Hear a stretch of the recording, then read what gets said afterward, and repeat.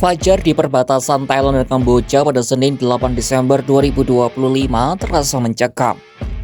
Tepat pukul 5 pagi waktu setempat, keheningan pagi di distrik Tomapuk dan sekitarnya pecah oleh suara ledakan artileri dan desingan peluru. Alih-alih merayakan perdamaian yang diteken 3 bulan lalu, kedua negara bertetangga ini justru kembali terperosok ke dalam lubang kekerasan mematikan. Darah kembali tumpah di tanah sengketa. Seorang tentara Thailand tewas dan 8 lainnya terluka. Sementara di sisi lain setidaknya 4 warga Kamboja meregang nyawa akibat serangan udara. Insiden ini menandai runtuhnya kepercayaan diplomatik yang dibangun susah payah di bawah tekanan internasional. Mengapa deklarasi damai Kamboja Thailand hancur begitu cepat? Dan siapa yang bermain api di perbatasan? Simak dalam video berikut.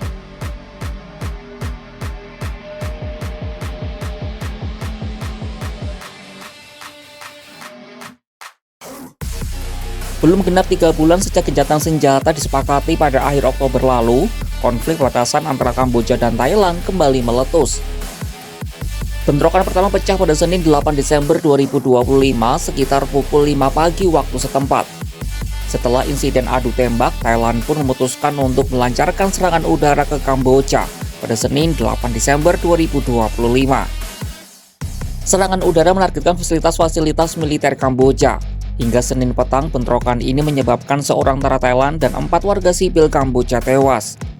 Setiap pihak saling menuduh telah melanggar gencatan senjata. Juru bicara militer Thailand, Mayor Jenderal Wintai Suvare mengatakan pasukan Kamboja melepaskan tembakan terlebih dahulu ke wilayah Thailand. Serangan itu menyebabkan seorang tentara Thailand tewas dan melukai 8 lainnya. ทางฝ่ายกัมพูชาเองเนี่ยได้เปิดพื้นที่การปะทะเพิ่มเติมอีกในหลายพื้นที่ด้วยกันในช่วงเช้ามืดนะครับได้แก่พื้นที่ช่องอันม้านะครับห้วยตามาเลียพื้นที่ปราสาทคณาพื้นที่ปราสาทตาควายนะครับแล้วก็ปราสาทตาเมืองนะครับซึ่งฝ่ายไทยก็ได้ดำเนินการตอบโต้นะตามแผนเผชิญเหตุนะครับโดยเน้นเป้าหมายทางทหารเป็นหลักนะครับที่โจมตีหรือกระทำต่อฝ่ายไทยนะครับ Sebaliknya, juru bicara Kementerian Pertahanan Kamboja, Letnan Jenderal Mali Soseata, menuding Thailand melakukan serangan terlebih dahulu. Kamboja disebutnya mencoba menahan diri dan tidak membalas serangan dari Thailand tersebut.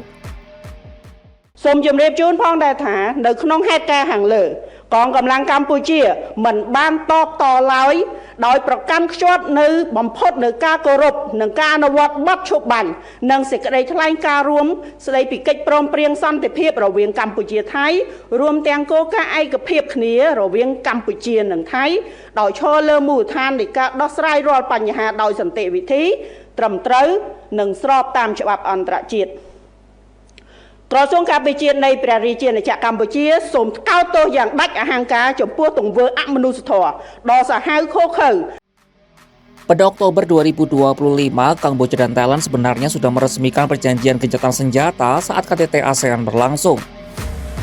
Gencatan senjata bahkan ditengahi langsung oleh Donald Trump dan Perdana Menteri Malaysia Anwar Ibrahim selaku Ketua ASEAN 2025. Tapi belum ada 3 bulan perjanjian itu terancam runtuh usai insiden ledakan ranjau pada awal November 2025. Melansir Al Jazeera, ledakan ranjau itu terjadi pada 10 November 2025 di Provinsi Sisaket, Thailand dan melukai 2 tentara Thailand. Bangkok menuduh ledakan itu disebabkan oleh ranjau yang baru dipasang oleh Kamboja. Tuduhan yang sama juga dilemparkan Thailand berkali-kali sebelum insiden pada 10 November terjadi. Dan Kamboja berulang kali pula membantahnya.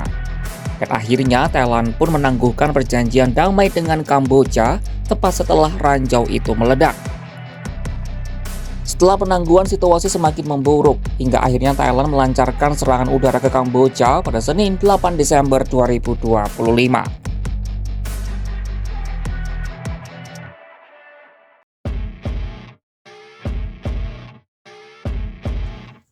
Konflik ini juga menyoroti pergeseran dinamika geopolitik di kawasan saat peran Amerika Serikat di bawah Presiden Donald Trump terlihat lebih dominan dibandingkan ASEAN.